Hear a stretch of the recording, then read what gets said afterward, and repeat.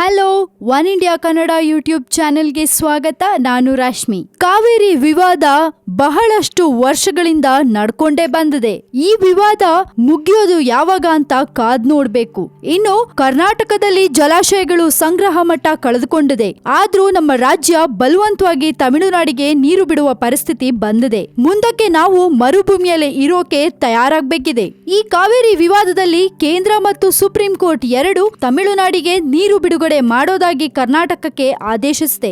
ಮೊದಲೇ ಸರಿಯಾಗಿ ಮಳೆ ಆಗ್ತಿಲ್ಲ. ಕರ್ನಾಟಕದ ಎಲ್ಲ ಜಲಾಶಯಗಳು ಒಣಗಿ ಹೋಗ್ತಾ ಇದೆ. ಇನ್ನು ತಮಿಳುನಾಡಿಗೆ ನೀರ್ ಬಿಡೋದು ಎಲ್ಲಿಂದ ಬಂತು?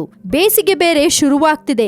ಇಲ್ಲೇ ನೀರಿಗೆ ನಾವು ಪರದಾಡ್ತಾ ಇದೀವಿ. ತಮಿಳುನಾಡು ಸರ್ಕಾರ ಮತ್ತೆ ನಮ್ಮ ಕರ್ನಾಟಕ ಸರ್ಕಾರ ಇವಾಗ್ಲಾದ್ರೂ ಎಚ್ಚೆತ್ಕೊಂಡು ನೀರು ಸಂಗ್ರಹಣೆ ಮಾಡೋದ್ರ ಬಗ್ಗೆ ಯೋಚನೆ ಮಾಡ್ಬೇಕಿದೆ. ಮಳೆ ನೀರು ಸಂಗ್ರಹಣೆ ಹೀಗೆ ಹಲವು ರೀತಿಯಲ್ಲಿ ನೀರು ಸಂಗ್ರಹಣೆ ಮಾಡಿದ್ರೆ ಎಲ್ಲೂ ನೀರಿಗೆ ಒದ್ದಾಡೋದಿರಲ್ಲ. ಇನ್ನು ತಮಿಳುನಾಡಿಗೆ ಹೊಸ ಸಿಎಂ ಬೇರೆ ಬಂದಿದ್ದಾರೆ. ಪಳನಿಸ್ವಾಮಿ ಅವರು ಈ ಕಾವೇರಿ ವಿವಾದವನ್ನ ಹೇಗೆ ಬಗೆಹರಿಸ್ತಾರೆ ಅನ್ನೋದನ್ನ ಕಾದು ನೋಡ್ಬೇಕು. ಬೇಸಿಗೆ ಅಂದ್ರೇನೆ ಬರಗಾಲ, ಎಲ್ಲಾ ಕಡೆಲೂ ನೀರಿಗೆ ತೊಂದ್ರೆ.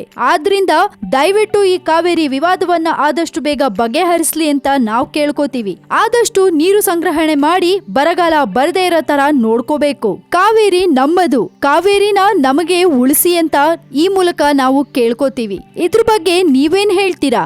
ನಿಮ್ಮ ಕಮೆಂಟ್ಸ್ ಅನ್ನ ನಮ್ಮ ಕಮೆಂಟ್ ಬಾಕ್ಸ್ ನಲ್ಲಿ ಹಾಕಿ ಕಳಿಸಿ. ಸದ್ಯಕ್ಕೆ ಸುದ್ದಿ ಇಷ್ಟು. ಇನ್ನಷ್ಟು ಸುದ್ದಿಗಳಿಗೆ ನೀವೇನ್ ಮಾಡ್ಬೇಕು? One India Kannada YouTube channel ನ ಸಬ್ಸ್ಕ್ರೈಬ್ ಮಾಡಬೇಕು. ಈ ನಮ್ಮ ವಿಡಿಯೋನ ಲೈಕ್ ಮಾಡಿ, ಶೇರ್ ಮಾಡಿ. Keep watching one India Kannada news channel.